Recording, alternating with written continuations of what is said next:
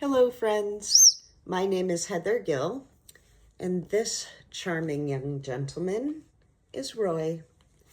He's an African gray parrot, and unlike me, he's not certified in hypnotherapy, nor is he a certified life coach.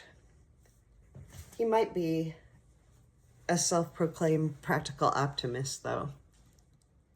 I just thought I'd start this one out a little bit light because we're going to talk about the final two areas in regards to fear, and that's phobias and traumas. A phobia is an irrational fear or aversion to something, and sometimes this happens when, say, for example, you're a little kid and you're out for a walk with your mom, and your mom goes, "Oh my gosh, it's a bee." And you get all tense and worried inside because your mom saw a bee. Even though you don't know what a bee, you may not know what a bee is or what a bee does. You just know it scared your mom. So after that, you might be afraid of bees too because of the response of your mom. And that's sort of how phobias develop a lot of times. And I think we've all heard of a few different kinds of phobias, like claustrophobia, which is a fear of closed-in spaces. Agoraphobia, I don't know if you know that one, but that means that you are very afraid to go out in public. And it comes from the word, the word comes from fear of the marketplace. And that means fear of going out where people gather. Some people are afraid of swimming in the water. There's a multitude of different things. But for example, a germaphobe, as we call it, is someone who is afraid of germs, and they go to the extent of not wanting other people to touch them or wearing gloves when they're out in public. So not only do they not touch other people, but they don't touch surfaces that other people have touched. So that's a phobia. It's kind of a socially learned fear, because either someone else expressed a fear about it, or, for example, all snakes are bad, which I personally believe. No offense to snake owners out there, but they're not my thing. Or they hear their parents say, "We don't talk to cops, ever. We never talk to policemen," that kind of thing. So they grow up thinking all policemen are not worthy of, being called if there's a crime committed.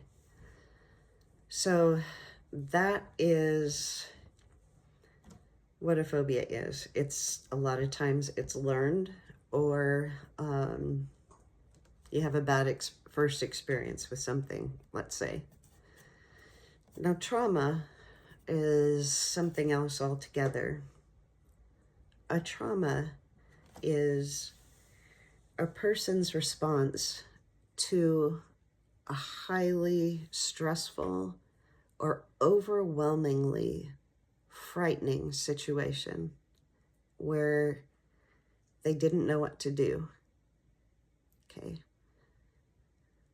A lot of times people don't know what started the trauma, or they don't know what the root cause of it is, as we say in the business. And this is, when you don't know, it's hard to master it. I'm not saying that as soon as you know what caused the trauma, that it's all going to be okay. It's all going to be sunshine and roses and you don't need to do any more work. I'm not saying that. I'm saying it's a good place to begin. And a lot of times a person can breathe a little easier when they know that they know what happened to make them act the way that they do. And then you can work with a certified person on how to either master or develop strategies around coping with some of these problems that would that occasionally, well, I shouldn't say occasionally, that a lot of times keep people from living their best, happiest, most peaceful life. And hypnotherapy is excellent at getting at what the root cause was. It's very gentle. It's very non-confrontive, I guess is the best way to say it. That a hypnotherapist can guide you through a lot of different techniques back to what it was that has caused such a disturbance in your life. And from there, the two of you can weave together a path that moves you forward, that helps you overcome some of these troublesome, and they are a lot of times they are troublesome behaviors. Like if someone walks into the room and you weren't expecting it, and say, for example, you've been abused and you jump. That's what we call hypervigilance, which means that you're constantly surveilling to see where the next threat can come from. And even though the person may not be threatening a threat, the fact that you weren't expecting it and they came up on you can make you jump. And usually after that, the person feels very embarrassed because they fear that the other person might have thought that they were being silly or overreacting or whatever judgment they think the other person might be making of them. But the good news is that there are a lot of coping strategies and a lot of different ways to help you put your best, most happiest foot forward. And finally, in conclusion for this week, I wanted to tell you a little bit about what a life coach actually does. We've talked about hypnotherapy, and we've talked about being a practical optimist. So I think it's only fair to give life coaching their share of the limelight. Now, there are all different kinds of coaches, as we know. When people think of a coach, I think they think of like a baseball coach or a soccer coach or a swim coach. And those are all coaches for sure. But life coaching is different than business coaching. Fitness coaching is different than life coaching. In my past life and in my current one as well, I specialize in mental health and helping people with trauma and helping people with all different kinds of things. For example, I've helped a cancer patient relax enough to where they can